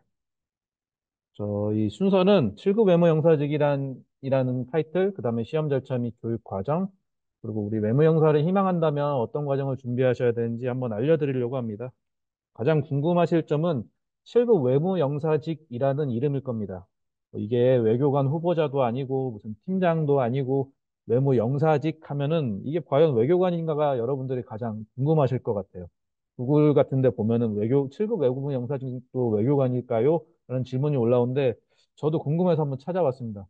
네, 저희는 국내에서는 7급 외무행정관이라고 이름을 불리고요. 해외에 나가면 3등 서기관, 부영사라고 불립니다. 그래도 저희도 이제 시간이 지나가면은 옆에 사무관님처럼 5급 외무사무관, 그리고 2등 서기관, 영사란 이름을 불리고, 단지 계급이 조금 낮은 그 외교관이라고 생각하시면 됩니다. 다만 이 영사라는 직책에 대해서 설명해 드리고 싶은데요. 여러분들이 해외에 나가서 약간 안 좋은 일이 있건가 국가의 도움을 받고 싶으면은 영사라는 제도가 있습니다. 대사관이나 총영사관에 전화하셔서 여러분 흔히 생각하시는 바쁘게는 여권을 잃어버리던가 혹은 거기서 범죄를 안 좋은 일이 당해서 국가의 도움이 필요할 때 하는 업무를 영사 업무라고 합니다. 저희는 그런 영사 업무를 주 목적으로 하는 직렬이라고 생각하시면 되고요. 더 간단하게 생각하면은 직급이 조금 낮은 외교관이라고 생각하시면 됩니다. 7급, 6급, 5급, 4급 이렇게 올라가니까. 외무영사직은 국내외 외교를 담당하는 외교부 소속 7급 공무원이고 외교부와 해외 공간을 2, 3년 주기로 순환 공무하는 여기 옆에 계신 선배님들하고 똑같은 외교관입니다. 만 20세 이상 공무원 결격 사유에 해당되지 않으면 누구나 응시가 가능하고요. 저희도 2021년부터 피셋이 도입으로 선발 방식이 좀 변경이 됐습니다. 근데 다만 여러분 아직 고등학생이니까 그 저번 주에 했던 분들만큼 이렇게 관심이 있을 것 같지는 않고요. 이 공무원 결격 사유가 저도 궁금해서 찾아봤는데 국가공무원법 33조에 의하면 피성년 후견인, 그리고 파산 신고받고 복권되지 않는 자, 금고 이상의 실형 선고 후 집행이 종료되지 않거나 종료받지 아니한 자, 좀 어려운 말로 썼는데요. 피성년 후견인은 약간 정신적으로 문제가 생겨서 법원에서 누군가의 도움이 필요한 사람 이렇게 생각하시면 되기 때문에 여러분이 법원에 가지 않으셨다면 여기에 해당되지 않을 거고 파산 신고 받을 일은 없으실 것 같고, 그 나이에. 그리고 중고 이상의 실형 선고, 예, 가가지고 경찰이나 뭐 이런 분들 만나서 법원에 가지 않는 이상 여러분 다 해당되니까, 고등학생 생활 열심히 하시고 준비하시면 될 것 같습니다. 응시 자격은 시험 절차 및 교육 과정에 대해서 설명해 드릴 텐데, 응시 자격에 대해서 설명해 드리겠습니다. 타 7급 공채 시험과 함께 시행되고요. 기본 자격 요건은 뭐 이렇게 보시면 될 것 같습니다. 외국어 자격도 이렇게 나와 있는데, 올해는 23명을 선발해서 1893명이 응시했으니까 뭐 경쟁률은 82.3대 1 이렇게 높아 보이는데, 그냥 열심히 하면은 다 되는 거니까 이렇게 걱정 안 하고 넘어가시면 될 것 같습니다. 그 시험 절차에 대해서 설명드리면 1차 시험을 7월 중순에 보고, 그 다음에 2차 시험을 10월 중순에 보고, 마지막에 3차 시험을 12월 중순에 봅니다. 근데 여러분은 뭐 아직 고등학생이니까, 네, 이거는 별로 신경 안 쓰요. 어떻게 변할지 모르거든요. 시험 제도라는 건. 다만 이런 게 있다 정도로 알고 계시면 될 것 같습니다. 1차 시험에 대해서 저도 뽑아왔는데요. 이미 사무관님이 설명을 잘 해주셔가지고, 저희도 똑같은 시험을 보는데 5급 공채는 40문제, 저희는 25문제 정도 시험을 봅니다. 그리고 저희는 오후에 점심을 먹고 시험을 보고 5급 분들은 아침부터 시험을 보시는 거, 이런 차이가 좀 있는 것 같습니다. 7급 공채 직렬별로 합격선 상이었는데 저게 작년도 저희 동기들하고 저희가 시험 봤을 때 합격선인데, 여러분 때는 또 어떻게 달라질지 모르니까 이것도 넘어가겠습니다. 그리고 이제 저희도 교육을 받거든요. 1월 19일부터 이번에 5월 24일까지 교육을 받았는데, 크게 이렇게 세 가지 이렇게 한번 나눠봤습니다. 전문 지식, 공직가치, 외국어 이렇게 해서 저희 국립외교원의 조금 어려운 교육운영과라고 하는 곳에서 열심히 준비하셔서 저희를 교육시켜 주십니다. 그 빨간 줄로 친 게 가장 인상에 깊었던 건데, 저희는 오전 내내 영어하고 제2외국어 공부를 합니다. 원어민 선생님하고 언어 공부를 하면서 외교관의 기초 소양이라고 하는 영어 공부, 토론도 하고 발표도 하고 어려운 얘기 정말 많이 합니다. 그리고 막 공직가치 같은 것도 배우고 뭐 지역 정세, 국제 정세 이런 거 하다가 마지막에 3주 동안 저희가 공간의 실습을 나갑니다. 공간에 실제 계시는 선배님들을 만나서 저희가 여태까지 공부한 걸 전부 다 쓸 수 있는 3주 동안의 경험을 쌓을 수 있는 기회가 있는데, 아마 제 동기들도 그렇고 저도 그렇고 이 교육을 받는 동안에 제일 재밌고 기억에 남지 않았나 하는 그런, 네, 실습 과정이 남아 있습니다. 여러분들 꼭 뭐 영사 진열이나 외교관 후보자가 되셔서, 후보자님도 이걸 3주 동안 받으시는 걸로 저도 알고 있거든요. 꼭 와서서 이거 한번 받으셨으면 좋겠습니다. 네, 다음은 외무 영사를 희망한다면 하는 타이틀 한번 뽑아봤습니다. 여러분들이 만약 희망한다면, 첫 번째로는 충분한 시간을 들여서 고민해보고, 뭐 여러 가지 뭐 인터넷도 찾아보고, 선배들도 와서 찾아보고, 저희 대학생부도 있거든요. 거기 오면 또 현직 외교관분들 엄청, 여러분들 대면 조금 어려운다니까, 그러니까 눈으로, 그러니까 현장에서 만날 수 있는 기회가 있으니까 이런 기회를 잘 활용하셔서, 아, 이 직업이 나한테 맞나 한번 와서 찾아보는 과정이 필요한 것 같고요. 그 다음에는, 이제 시험 공부를 해야 된다. 어쩔 수 없이. 붙어야지 이제 여러 명이, 아까도 뭐 경쟁률도 보고 많은 분들이 원하기 때문에 공부를 하셔야 됩니다. 앉아서 좀 공부만 하는 과정이 필요한데, 긍정적인 마인드로 한 뭐 짧게는 몇 개월, 몇 년을 투자할 생각을 하고 공부를 열심히 하는 과정이 필요합니다. 그다음에 마지막에 이제 저 3차까지 긴 시험관을 마라톤과 같이 이제 해야 되기 때문에 면접 때까지 긴장의 끈을 놓지 않는 게 중요한 것 같고요. 마지막에는 이제 네, 면접이 끝나면 이제 이제 최후의 합격자가 되니까 이때 긴장이 가장 많이 되니까 긴장을 푸는 연습. 그럼 뭐 가장 중요한 거는 실력이 있으면은 긴장이 안 될 거라고 생각하고, 뭐 그래도 긴장이 되겠죠. 네, 면접 준비를 위해서 시사 뉴스 및 사설을 열심히 공부하는 것도 도움이 될 것 같습니다. 마지막입니다. 업무영사직에 합격하려면 특별한 스펙이 필요한가요? 아까 사무관님도 말씀하셨는데 전혀 필요 없습니다. 저희 동기들 23세부터 저기 큰형님은 40대 후반에 변호사 하시다 온 분도 계시고요. 갑자기, 아, 나는 이 일을 해야겠다라는 그런 느낌이 받아서 열정을 갖고 열심히 공부하셔서 들어온 나이 드신 분도 많습니다. 외국어는 뭐, 네, 나가면 알겠지만은 외국어 영어를 해야 됩니다. 외국 분들하고 상대를 해야 되기 때문에 짧게나마 영어를 해야 되고, 여기서도 외교부 내에서도 영어를 하라고 계속 압박을 주고 시험도 계속 봐야 됩니다. 그러니까 외교관에 있어서 영어하고 외국어는 평생 공부하는 거기 때문에 습관을 들이시면 좋고, 그리고 뭐 기초 지식은 뭐, 네, 저희 뭐 전공하고 상관없이 뭐 국제법, 국제정치학 뭐 이런 거는 다 처음 접하는 사람이 많을 것 같습니다. 그래서 제일 중요한 건 마음. 한번 해보자 하면은 뭐 파보는 그런 마음이 중요한 것 같습니다. 네, 짧게 끝냈고요. 다음은 저희 옆에 선배님들하고 Q&A를 받는 시간으로 넘어가도록 하겠습니다. 감사합니다. 네, 감사합니다. 네, 지금부터는 저희가 Q&A를 진행하려고 하는데요. 우선 여러분들께서 어, 저희 먼저 알아주셔야 되는 점이 저희가 채팅방을 통해서 먼저 질문을 받을 거예요. 채팅방을 통해서 질문을 받을 텐데 채팅방의 선착순으로 질문을 받아보도록 하겠습니다. Q&A 질문을 채팅방을 통해서 선착순으로 받아볼 텐데요. 행정관님 성함, 뭐 팀장님 성함, 사무관님 성함을 기입해 주시고 여쭤보셔도 좋고요. 아니면 공통 질문을 해주셔도 좋습니다. 네, 일단 채팅방을 통해서 지금 전체 채팅방에 올려주시면은 저희가 확인하고 답변을 드릴 수 있도록 하겠습니다.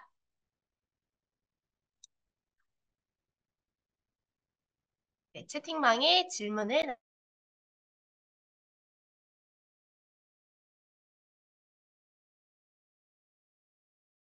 네, 일단 구채영님, 네, 질문 한번 해볼게요.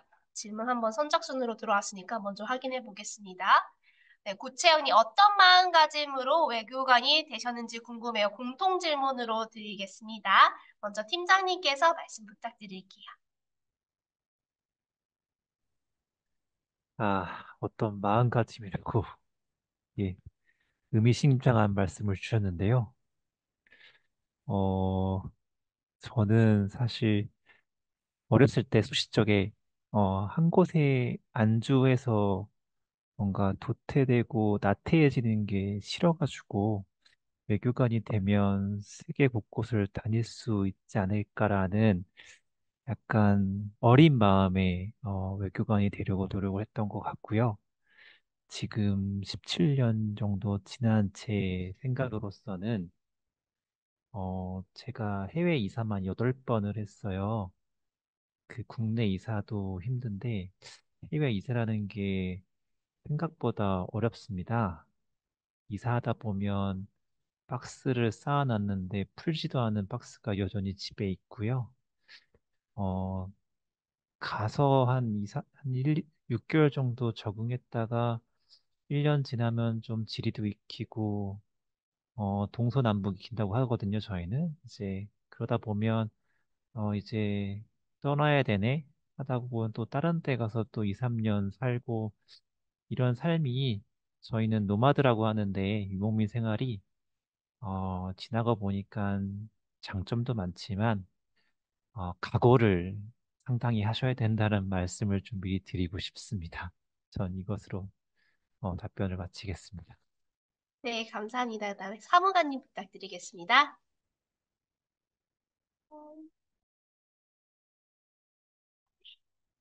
네, 첫 질문부터 너무 어렵고 수준 높은 질문을 해주셔서, 여기 계신 분들 정말 수준이 대단하구나 다시 한번 느끼게 되는 질문인데요.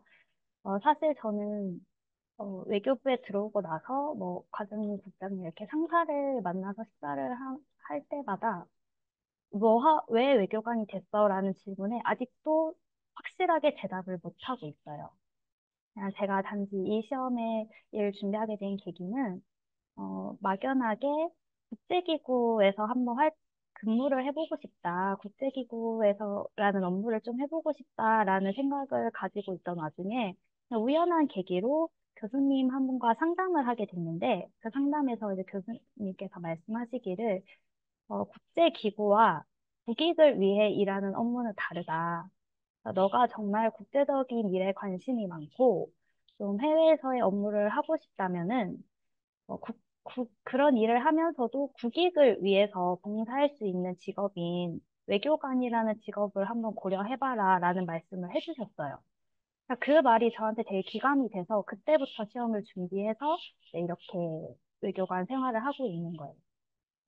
거창하게 제가 해외에서의 어떤 경험을 했었는데 그게 외교관이 되어야 됐다는 계기를 만들어줬다거나 이런 건 아니고 그냥 해외에서의 업무나 국제 관계에 관심이 많았는데 좀 국익을 위해서 일하는 사람이 되어보자라고 해서 외교관 시험을 준비하게 되었던 것 같습니다.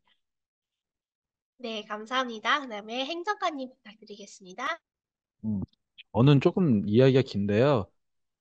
저는 원래 꿈이 전공도 기자가 꿈이었습니다. 신문방송학과를 나왔고 기자를 하려고 그랬는데 막상 기자를 하려는데 저 뭐 기자분들을 이제 되신 분들이 들으면 기분 나쁠 수도 있지만 저는 기자라는 직업이 어쩔 수 없이 누군가를 비난하거나 비판하던가 이런 일을 해야 된다고 생각을 해서 저희 아버지가 원래 저 아들이라고 이렇게 반대하신 적이 없는데 한번 생각해 보라고 하시더라고요. 그래서 저도 원래 기자라는 꿈을 갖고 계속 노력을 하다가 좀 방황을 많이 했고 그러다가 이제 최종적으로 기자가 아니라 무슨 일을 해야 될까라고 생각했을 때 정반대에 있는 직업 그러니까 누군가를 이렇게 날카로운 송곳으로 찌르거나 찢는 과정이 아니라 누군가가 도움이 필요하면은 도움을 줄 수 있는 직업을 생각하는 와중에 영사라는 직업도 있고 그리고 해외에 나가서 뭐 다양한 경험을 할 수도 있고 그 매력적으로 느껴서 그렇게 생각해서 마음을 잡고 공부를 시작한 것 같습니다.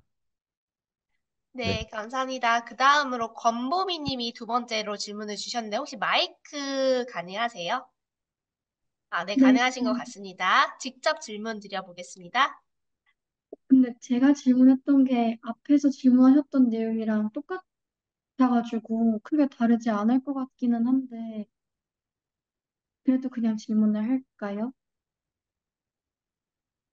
네, 팀장님부터 말씀 부탁드립니다.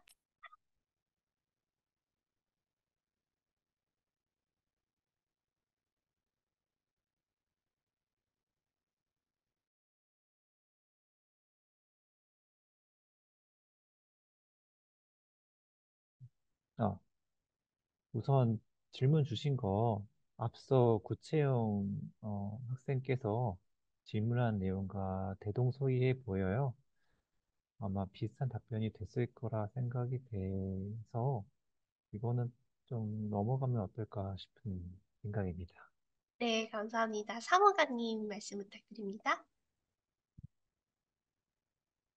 저도 이렇게 비슷한 답변이긴 한데, 제가 아까 말씀드렸다시피 어떤 특별한 계기나 뭔가 사건이 있었어서 그때부터 외교관이 되자라고 꿈을 꿨던 건 아니고, 그냥 국제 관계나 국제적인 업무에 원래부터 관심이 좀 있었는데, 국익을 위해서 좀 일하는 공무원이 되어보자라는 생각으로 외교관이 되었던 것 같습니다. 네, 행정관님 부탁드립니다. 네, 뭐 별로 저도 계기는 없었고요. 많이 생각했던 것 같습니다. 뭘 하고 앞으로 긴 시간을 보낼까라고 생각했을 때 고민하고 고민하다가 네, 뭐 이 직업을 선택하게 된 것 같습니다. 뭐 특별히 무슨 뭐 사건이나 뭐 이런 건 없는 것 같고요. 네, 좀 실망스러운 답변 들어서 죄송합니다. 아, 네, 아닙니다. 네, 그 다음에 김민솔 님도 지금 캠 화면에서 마이크 대시는 걸로 보이는데, 김민솔 님 직접 질문 부탁드립니다. 민주 사무관님께 질문이 있는데요. 강의 도중에 APEC이라는 그 국제회의 같은 것을 언급해 주셨는데 그것이 구체적이게 어떤 내용을 다루는 회의인지 어떤 것을 하는 회의인지 질문드리고 싶습니다. 네, 사무관님 말씀 부탁드립니다. 네, 국제회의도 굉장히 다양하고 굉장히 많은 국제회의가 있는데, 제가 근무를 하고 있는 APEC이라는 기구체에 대해서 좀 흥정지어서 설명을 하자면, APEC은 아시아 퍼시픽 이코노믹 코퍼레이션이라고 해서 아태 지역, 아시아 태평양 경제 협력체예요. 그 이름에서도 알다시피 이제 아시아 태평양 지역의 경제 성장과 공동 번영을 논의하는 회의체이고요. 그러다 보니 국가라는 명칭을 쓰지 않고 이코노미라고 하는 경제라는 명칭을 씁니다. 그래서 회원국도 중국, 홍콩, 대만 다 포함이 되어 있어요. 그러다 보니 이제 여기는 경제 성장과 좀 경제적인 협력을 논의를 하는 자리이고 좀 지정학적인 얘기나 정치적인 사안에 대해서는 의도적으로 논의를 배제하는 경향이 있습니다. 그리고 에이펙 업무가 여러분들 지금 뭐 뉴스 같은 데서 보면은 아까 어떤 학생도 경제에서 개최돼요라고 얘기를 해주셨는데 뉴스에서 보면은 보통 에이펙 정상회의라는 명칭을 많이 쓰잖아요. 근데 에이펙은 사실 정상회의 하나만 있는 게 아니에요. 에이펙은 1년 동안 굉장히 많은 회의를 개최를 하고요. 정상회의는 그 1년간의 논의를 마지막에 이제 차곡차곡 쌓아 올라서 마지막에 정상들끼리 만나서 좀 최종적으로 논의를 하고 정상 선언문을 내는 그런 자리입니다. 에이펙은 1년에 총 200여 개의 굉장히 많은 산하 회의체들이 개최되고 있고, 제가 아까도 관계부처와 협업이 되게 많다라고 말씀을 드렸는데, 그 산하 회의체의 주제나 분야별로 여러 부처에서 회의에 참석을 하고 있어요. 국제회의라고 해서 비단 외교부만 참석을 하는 게 아니고 외교관만 가는 게 아니거든요. 그래서 뭐 예를 들면 보건그룹 실무회의라고 하는 산하회의가 있습니다. 에이펙에. 그럼 여기는 어떤 부처가 들어가게 될까요? 그렇죠. 보건부가 그 회의에 들어가서 직접 우리 정부의, 우리나라와 우리 정부의 입장은 어느 부처든 똑같으니까 우리 정부의 입장을 얘기를 하고 그 회원국들이 이 보건이라고 하는 분야에서 각자 어떤 입장을 가지고 있는지를 듣고 정리를 해서 또 우리 정부 정책과 입장에 반영을 하는 그런 활동을 하고 있죠. 그런 활동을 하는 곳이 이제 에이펙이라고 하는 회의체라고 보시면 됩니다.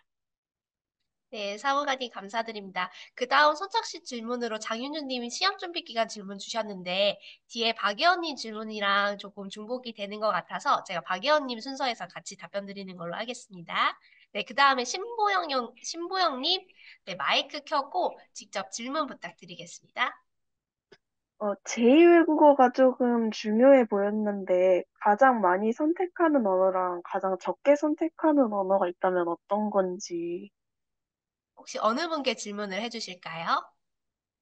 어, 김민주님께. 아, 김민주 사무관님께. 네, 알겠습니다. 사무관님 부탁드립니다. 제2외국어라고 했을 때 굉장히 부담이 많이 느끼실 것 같은데, 사실 어느 언어를 제일 많이 하고 어느 언어를 제일 적게 하는가에 대한 기준은 딱히 없는 것 같아요. 그냥 저의 예를 들면은 저는 제2외국어로 지금 스페인어를 하고 있고, 제가 교육을 받는 동안 제 동기들 중에서는 스페인어와 불어가 가장 많이 선택하는 언어였어요. 근데 저보다 바로 윗기수, 한 해 선배님 기수 때의 교육생들의 얘기를 들어보면 일본어 선택자들이 또 굉장히 많았다고 하더라고요. 그래서 어떤 언어를 제일 많이 하고 적게 하는가에 대해서는 제가 이렇게 명확하게 뚜렷하게 또 확실하게 답변을 드리지는 못할 것 같습니다. 네, 감사합니다. 그리고 남하덕님께서도 마이크 켜고 직접 질문 부탁드립니다. 안녕하세요. 현재 직업에 대한 만족감 여쭤보고 싶어요. 모든 분께. 혹시 어느 분께 질문 있으실까요? 어, 모든 분이요. 모든 분께 알겠습니다. 네. 팀장님부터 가능하실까요? 어떤 답변을 듣고 싶은지 우선 궁금하네요. 음, 외교관, 사실 저희는 본부에 있을 때는 그냥 공무원이거든요. 국내 공무원이라서 다른 뭐 선자부나 기재부에서 근무하시는 분들하고 차이는 없고요. 어, 우선 저희 직원분들 옆에 계시겠지만 저희 9시 출근해서 10시, 11시에 퇴근하는 게 비일비재하고요. 출장 가면 2박 3일 꼴딱 새는 경우도 비일비재하고요. 그러면서 이제 밥 먹을 시간 쪼개가며 회의 결과 보고서 쓰는 일들이 비일비재하고 순방 행사 같은 거 준비하면 한 달 넘게 밤새는 일이 진짜 일상 다반사거든요. 그런 일을 해야 됩니다. 나는 되게 각오가 많이 있어야 되고 그러면서 보람을 느끼는 직업인 것 같아요. 나라를 대표해서 해외에서 근무하는 자체가 흔히 비속어긴 한데 간지난다는 표현 쓰잖아요. 우리 분들 그런 일 중에 하나가 아닌가 생각이 됩니다. 그래서 만족도는 개인적으로는 매우 높지 않을까 생각이 됩니다. 네. 네, 감사합니다. 사무관님 말씀 부탁드립니다. 어, 만족도라고 하면은 하루에도 정말 아니 하루가 아니 한 시간에도 뿌듯했다가 좌절했다가 욕을 하다가 하는 이 감정의 변화를 정말 많이 겪고 있어서 딱 하나로 말씀은 못 드리겠지만 아까 팀장님께서도 말씀해 주셨다시피 뭐 순방 행사가 있거나 혹은 이제 이번에 최근에 가장 크게 있었던 한아프리카 정상회의 같이 한국에서 준비를 하는 큰 국제회의가 있는 경우에도 외교부 직원들이 밤을 꼴딱 새워가면서 근무를 하고 저도 내가 지금 근무하고 있는 과는 에이펙 업무를 하는 과지만 그렇게 큰 행사를 하는 동안에는 제가 임시로 한 1, 2주 정도 아프리카 정상회의 근무를 위해서 차출이 되기도 했었어요. 근데 그럴 때는 정말 외교부의 온 직원들이 밤을 꼴딱 새워서 일을 하기도 하거든요. 근데 그럴 때는 정말 굉장히 힘들어요. 그리고 보고서도 막 밤새서 써야 되고, 상부 보고 갔는데 뭐 다 좌절되고, 이럴 때마다 회의감도 좀 많이 느끼지만, 음, 제가 2월, 5월 페루에 가서 에이펙 이제 회의에 참석을 해서 좀 우리나라의 대표로서 우리 정부의 정책을 얘기를 하고 그 회의가 공식 회의가 끝나고 나서 이 정책에 관심이 있는 다른 국가의 외교관들이 개인적으로 찾아와서 면담 신청을 하고 관심을 보이고 아 너네 그 정책 너무 좋은데 우리랑 같이 뭘 해보면 좋겠다 이렇게 제안을 드릴 때 굉장히 뿌듯함을 많이 느낍니다. 그래서 저는 종합적으로 봤을 때 전반적으로는 만족도가 굉장히 크다고 예, 말씀드리고 싶어요. 네, 감사합니다. 행정관님 부탁드립니다. 네, 저는 너무 그런 걸 얘기하기 너무 짧고요. 그 일반적으로 여러분이 고등학교 생활하는 거하고 뭐 사람 사는 게 다 비슷하다고 치면은 어떤 사람들하고 같이 생활하는가가 제일 중요한 것 같습니다. 근데 저희는 저 운 좋게도 과장님 너무 좋은 분을 만났고 그 밑에 있는 저희 선배 외교관 선배님도 다 좋으신 분들이라서 저희 건 항상 이렇게 좀 시끌벅적하고 재밌게 지내는 분위기여서 저는 뭐 100% 만족합니다. 네. 네, 감사합니다. 그 다음 박예원님께서 직접 질문하실 텐데 여기에 많은 질문들하고 조금 중복이 되는 질문이라서 이런 관련 질문은 예원님 질문으로 통일해서 답변 드리겠습니다. 네, 예원님 질문 부탁드립니다. 네, 저는 세 분 모두에게 공통적으로 질문드리고 싶습니다. 시험을 위해 얼마나 준비하셨고 무엇을 중점적으로 대비하셨는지 궁금합니다. 그러고 또 다양한 연령대의 사람들이 있다고 하셨는데 혹시 실례가 되지 않는다면 어떤 나이에 입사를 하셨는지도 궁금합니다. 네, 세 분 모두 질문을 주셔서 네, 팀장님 부탁드리겠습니다. 저는 좀 많이 아웃데이트 된 사람이어서 17년 전 얘기를 여기 현재에 적응하는 거는 좀 부적절한 것 같고요. 입사하시는 분들 연령대 보면 되게 다양하더라고요. 20대 초반도 있고, 30대 초반, 뭐 중반, 40대는 드문 것 같고, 좀 다양한 백그라운드를 가지신 분들이 외교부에 입사하시는 거로 알고 있고요. 시험 준비하시는 거는 저희 옆에 동료분들께서 답변 주실 것 같습니다. 네, 사무관님 부탁드립니다. 그 시험을 준비를 어떻게 하셨냐라고 물으신다면은 정말 시험을 위해서는 그냥 수험서 공부를 하고 답안지 쓰는 연습을 많이 하고 뭐 모의고사를 풀고 여러분들이 시험 준비하는 그런 것과 똑같은 과정을 겪는다고 생각하시면 돼요. 뭐 별게 특별할 게 없고 정말 그냥 교과서 공부하듯이 수험서 공부하고 모의고사 문제 풀듯이 저희도 답안지 쓰는 연습하고 뭐 이렇게 준비를 했고요. 뭐 그런 수험적인 내용 외적으로 어떤 준비를 했냐라고 물으신다면은 저는 뭐 아이판즈 같은 좀 국제 정치 현안에 대해서 간단하게 이렇게 얘기를 해주는 이렇게 서적 잡지라고 하나요? 그런 이렇게 한두 물단 정도 칼럼식으로 돼 있는 홈페이지에 들어가서 그냥 수시로 글도 많이 읽고 그랬었어요. 그렇게 글을 읽는 게 내가 직접 글을 쓸 때도 좀 도움이 많이 되더라고요. 저는 그런 걸 좀 중점적으로 글을 읽고 글을 쓰는 연습을 좀 중점적으로 했던 것 같습니다. 네, 감사합니다. 행정관님 부탁드립니다. 저는 시험 되게 오래 준비했고요. 늦게 시작한 부분도 있고 많이 떨어진 부분도 있어서 아까 그 46살 형 다음으로 제가 나이가 많았습니다. 저는 아직 40대는 아니고요. 30대 후반이고 어, 중점적으로 생각할 거는 그냥 떨어져도 계속 할 수 있냐 마냐 매 순간 이렇게 생각하는 순간이 오거든요.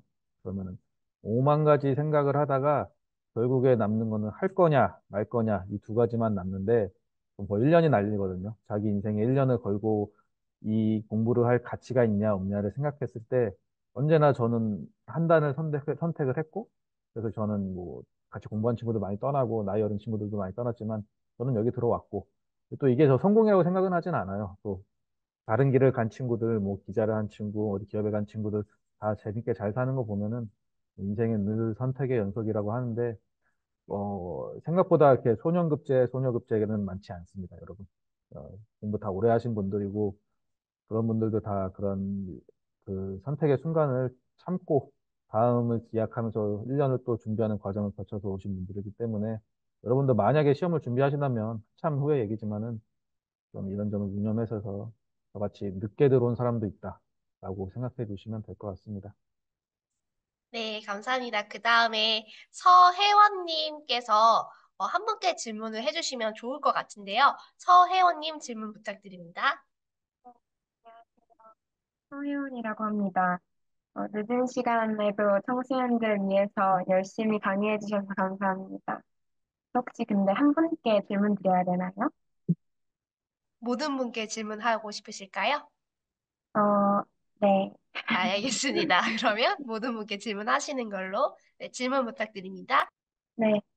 앞으로 외교에서 중요한 트렌드는 무엇이라고 생각하시는지 한번 여쭤보고 싶고, 제가 세계 평화라는 약간 막연한 꿈만 가지고 있는데, 고등학생들이 학교에서 약간 국제시사 소양을 닦기 위해서 어떤 활동을 해보면 좋을지도 한번 여쭤보고 싶습니다. 네, 팀장님 부탁드립니다. 지금 옆에 텍스트에 남기신 질문하고 유사한 거 맞죠? 외교 트렌드 물어보신 것 같은데, 대한민국 외교의 가장 중요한 점이 뭐라고 생각하시는지 좀 반문하고 싶고요. 어, 우리 대한민국의 처한 현실이 현재 북한과 군사 대치 중입니다. 그러다 보니 우리 외교에는 좀 한계가 있어요. 뭘 해도 우선 북한을 볼 수밖에 없고요. 왜냐하면 안보상의 위협이 되는 국가이다 보니 아무리 특정 국가의 관계 발전이 있다 하더라도 우선 근본적으로는 이제 북한과의 군사 대립 때문에 한미 동맹을 추구할 수밖에 없고요.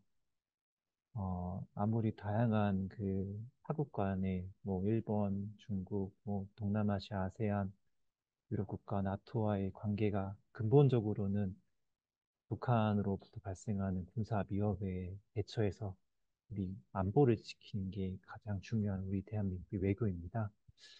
근데 아쉬운 점은 우리 청소년분들께서 북한이 어떤 나라인지에 대한 인식이 많이 부족한 것 같아요. 관심도 없고, 사실 저도 관심이 덜한 편이긴 한데, 지금 북한에서 하고 있는 뭐 오물풍선의 의미랄지, 그에 따른 우리의 뭐 비대칭성 대응이 무엇인지, 이런 게 그냥 단순하게 넘겨질 불상이 아니거든요. 그런 것들에 대해서 왜 지금 대한민국 그 국방 군사 당국에서는 그런 행위를 하고 있는지에 대해서 좀 시사 상식 같은 것들을 많이 공부하셨으면 좋겠다는 생각, 북한을 많이 알아야 된다는 생각을 좀 저는 좀 중요하다고 생각하고 있고요. 기술 발전 질문도 하신 거 맞나요? 네, 기술 발전이라는 용어 자체가 좀 브로드한데요. 어떤 거를 말씀하시는지 좀, 예를 모호하게. 들어서, 네. 요즘에 AI나 약간 인공지능이나 그런 여러 가지 기술들이 발전을 하고 있잖아요. 그래서 많은 뭐 빅데이터 기술이나 그런 여러 컴퓨터를 활용해서 할 수 있는 21세기만의 특색이 담긴 것이 외교에서 어떻게 같이 활용되고 있는지 여쭤보고 어, 그 제가 정답은 아닐 텐데, 우선 외교는 사람과 사람이 하는 행위입니다. 싶어요. 대화하고 협상하고 상대방을 설득하는 일들이고요. 그런 거를 위해서 이제 AI랄지 빅데이터랄지 그런 기술을 활용해서 저희의 뭔가 뒷받침 근거랄지 이런 거를 만드는데 활용하고 있고 실제로 도입하고도 있고요. 근데 사실 이게 AI든 뭐 빅데이터든 이런 것들은 약간 정형화된 데이터들을 근간으로 해서 만들어집니다. 근데 사실 외교라는 것들은 정형화되어 있지가 않기 때문에 외교부에서 활용하는데 좀 많은 실질적으로 도입되기에는 한계점이 좀 분명히 있긴 한데 그것도 기술 발전에 따라서 언젠가는 도입되지 않을까라는 생각을 좀 하고 있어요. 사실 이거는 저만의 뇌피셜이기 때문에 정답은 아니니까요. 그걸 감안해 주셨으면 좋겠습니다. 저는 이상 답변 네, 마치겠습니다. 팀장님. 네, 팀장님 감사합니다. 사무관님 부탁드립니다. 저는 앞으로 외교의 중요한 트렌드는 디지털이라고 생각을 해요. 아무래도 제가 이제 경제안보 업무를 하고 있다 보니까 경제 회의체에서 항상 논의가 되는 게 디지털 규범, 디지털 기술이고, 그 디지털 기술이나 디지털 규범을 어떤 국가가 먼저 정형화를 할 것인가, 표준화를 할 것인가, 그거를 둘러싼 국가들 간의 뭔가 경쟁이 있을 수도 있고, 협력이 있을 수도 있고, 또 갈등이 있을 수도 있겠죠. 그래서 그 디지털이라고 하는 거를 둘러싸고도 여러 국가들 간의 다양한 외교 행위가 나올 수 있습니다. 그리고 요즘 시대는 이렇게 좀 정치적이나 전통적인 안보와 경제적인 분야가 따로 떨어져 있지 않고 경제가 곧 안보예요. 또 경제에서의 핵심이 또 디지털이기 때문에 저는 좀 그런 부분에 있어서는 좀 디지털 분야가 앞으로 외교에 있어서도 좀 중요한 트렌드가 되지 않을까 생각을 하고 있습니다. 또 기술 발전이 외교에 어떻게 실제로 뭐 활용이 되고 있냐라고 했을 때 제가 경험한 뭐 예시를 하나 들자면 에이펙 회의 같은 경우는 페이퍼리스 회의라고 해서 종이 없는 회의를 표방하고 있습니다. 그래서 회의체에서 각 회의마다 모든 자료들을 에이펙 사무국이 공유하고 있는 홈페이지에서 계정을 이제 권한을 부여를 하고 그 권한을 받은 사람들이 액세스를 할 수 있는 사람들이 자료를 다 업로드를 해요. 그거를 통해서 21개 회원국들이 회의 전까지 자료를 실시간으로 공유를 하고 업데이트를 하고 수정을 하고 또 회의 현장에서도 수정을 하고 그렇게 합니다. 그리고 이번 페루 에이펙 회의에서는 이제 호주가 조금 아주 더 혁신적으로 QR 코드를 주고 나왔어요. 그래서 호주의 발언을 하는 세션에서 나는 이거 하나로 보여주겠다라고 하면서 QR 코드를 21개 회원국 대표들한테 이렇게 돌리더라고요. 그래서 저희는 이제 그 QR을 찍으면 QR 코드에서 이제부터 이렇게 동영상을 촬영한 게 나오고 그 호주의 대표가 발언을 하고 또 다른 영상 자기들의 이렇게 발언을 좀 지지할 수 있는 이렇게 뒷받침할 수 있는 근거 영상과 자료들을 보여주고 저는 이게 굉장히 혁신적이라고 생각을 했고 그 에이펙의 취지에도 특히 그 종이 없는 회의라고 하는 취지에 정말 어, 잘 맞는다고 생각을 해서 굉장히 신선한 충격이었거든요. 그래서 이런 식으로 기술 발전이 실제 외교에서도 현장에서 쓰이고 있고 굉장히 많이 활용이 되고 있으며 이거를 계기로 호주는 본인의 국가 위상이나 입지가 조금 높아진 거잖아요. 에이펙에서 그런 모습을 보임으로 인해서. 그래서 그렇게 좀 국가의 인지도나 위상을 높일 수 있는 기회로도 충분히 활용할 수 있다고 생각합니다. 감사합니다. 네, 행정관님 부탁드립니다. 네, 제가 공간 실습을 나갔을 때, 그 우즈벡에 계시는 분하고 영어로 대화할 일이 있었는데, 이제 고차원적인 영어가 되니까 저희가 챗GPT를 사용했습니다. 그래서 너무 이게 유용하고 편리해서 그 공간에 계시는 선배들하고 이 챗 GPT에 대해서 얘기를 한 적이 있습니다. 그래서 종국에는 GPT가 우리 인간을 대체하지 않을까요? 라는 커피를 마셔서 재미있게 얘기했는데 저기 방금 전에 말씀 주신 팀장님 말씀처럼 저희 고참 외교관 선배님들이 하시는 말씀이 다 그래도 인간이 할 수 있는 영역은 GPT가 따라올 수 없을 것이고, 그렇기 때문에 외교관이라는 직업은 좀 더 인간적인 모습을 하는 사람이 더 성공할 것이라는 조언을 해주셨습니다. 저희 외교원에도 여기 소장님이라고 아주 높으신 분이 계신데, 저희가 공부할 때 보면 한 번이나 두 번 같이 말씀을 나눌 기회가 있는데, 이 문제에 대해서 질문했을 때 똑같은 대답을 하셨습니다. 그러니까 외교관은 좀 더 인간적이 돼야 된다.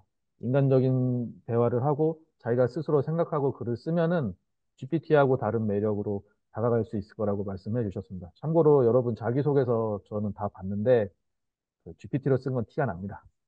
제가 아주 감동적인 글을 본 게 있는데 간호사를 지망한 학생이 그 글을 쭉 쓴 글이 있는데 여러분이 외교관 뭐 이런 캠프 이렇게 키워드를 써서 GPT를 쓰면은 내용이 다 비슷비슷하게 나오는데 그분은 간호사가 되고 싶다고 글을 썼는데 정말 좋은 글, 네, 그 글을 읽으면 기분이 좋아지는 그런 자기소개서 작성서를 봤습니다. 아마 여러분이 외교부뿐만이 아니라 사회에 나가서도 GPT 그만 쓰세요. 그런 거 쓰지 말고 자기 글은 자기 힘으로 쓰는 그런 연습을 하시면은 어디 가서든지 좋은 평가 받을 수 있지 않을까 그런 생각을 합니다. 네. 네, 감사합니다. 네, 디지털 트랜스포메이션 시대에 맞는 트렌드에 맞는 저희 외교관님들의 답변 모두 잘 들으셨을 것 같고요. 이제 휴머니즘까지 좀 챙겨야 될 것 같다는 생각이 듭니다. 네, 그리고 공통 질문이 굉장히 많아서 영어 공부와 영어 공부 팁, 그리고 영어와 관련해서 비전공자가 어떻게 영어 공부를 하면 좋을지, 그리고 외국에서 살다 온 경험이 없는데 어떤 식으로 영어 공부를 할지, 영어 공부와 관련된 질문들이 많아서 이건 제가 대표로 해서 여쭤보겠습니다. 세 분께 세 가지 관련해서 조금 자유롭게 답변을 해주시면 좋을 것 같은데요. 첫 번째는 이제 평생 공부하는 영어 공부, 어떻게 공부하면 좋을지에 대한 영어 공부 팁. 이 첫 번째이고요.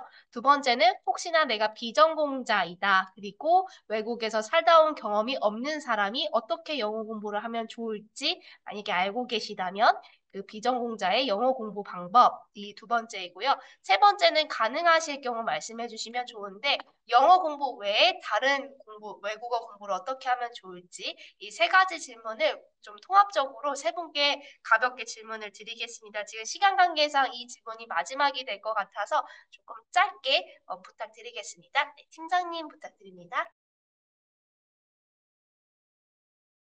언어 공부에는 딱히 왕도는 없는 것 같아요. 저는 매일 아침 출근하면 저희 회사에는 이제 각종 해외 언론들 요약해 놓은 영문 기사가 올라옵니다. 한 100페이지, 200페이지 되나? 다는 못 읽고요. 중요한 관심사 하는 그런 신문 기사들 같은 경우에는 좀 읽어보고 용어가 되게 어려워요. 한 서너 번 읽어야 이게 무슨 얘기인가 이제 알게 되는 그런 내용들을 매일매일 읽어보려고 시간이 없음에도 불구하고 노력하고 있고요. 우리 학생분들께서는 영자 신문이든 뭐 신문 기사 무료로 볼 수 있는 거 많잖아요. 그런 거 좀 많이 딕테이션도 하고 리스닝 해보시면 많은 도움이 되지 않을까 싶고요. 외국어, 뭐 영어 외에 다른 언어도 마찬가지인 것 같아요.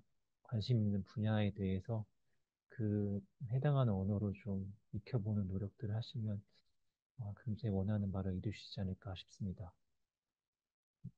네, 팀장님 감사합니다. 사무관님 부탁드립니다.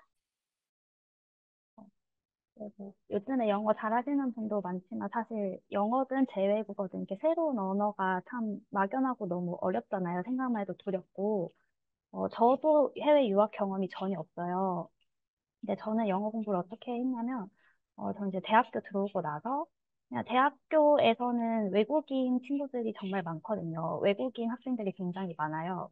그래서 그냥 뭐 무턱대고 앉아서 음료수 마시면서 말 한번 걸어보기도 하고, 저는 그냥 학교에서, 영어, 외국어로 진행하는 수업, 이제 들어야 되면은, 거기서 친해지는 외국인 학생하고 좀 이렇게 수업 시간이나 쉬는 시간에 얘기하면서 좀 말하는 연습을 좀 했던 것 같고, 그래서 제가 그때 사귄 친구 몇 명이랑 이 외교관 후보자 시험 준비를 하고 면접 시험에 그 영어 면접을 준비를 하면서 전화 통화로 연습을 정말 많이 했어요. 그러니까 뭐 어디 학원을 다닐 필요도 없고, 시간을 막 한 시간씩 들일 필요도 없고, 정말 그냥 5분, 10분 이렇게 짧게라도 뭔가 말을 하는 연습을 하면은 그게 좀 입에 익으니까 연습이 되더라고요. 그래서 그런 연습을 많이 했었고, 팀장님께서도 말씀해 주셨지만, 영사신문 또는 요즘 BBC, 뭐 인터넷 뉴스도 많잖아요. 그거를 읽으면은 도움이 되는 게, 저는 실제로 유용하게 활용을 하는 게, 그때 회의를 가서 제가 뭔가 발언을 해야 될 때, 그 영자 신문에서 나온 문구를 그대로 얘기를 해야 되는 경우가 많아요. 왜냐하면 굉장히 정형화된 언어를 쓰기 때문에 외교적인 언어를 얘기를 할 때는 좀 정해져 있는 틀에 이렇게 발언을 하기 때문에 그게 굉장히 도움이 많이 되었어요. 그래서 말하는 연습을 조금이라도 하시고 영자 신문 많이 읽으시면은 유학 경험이 없어도 영어 공부 충분히 하실 수 있을 것이라 생각합니다.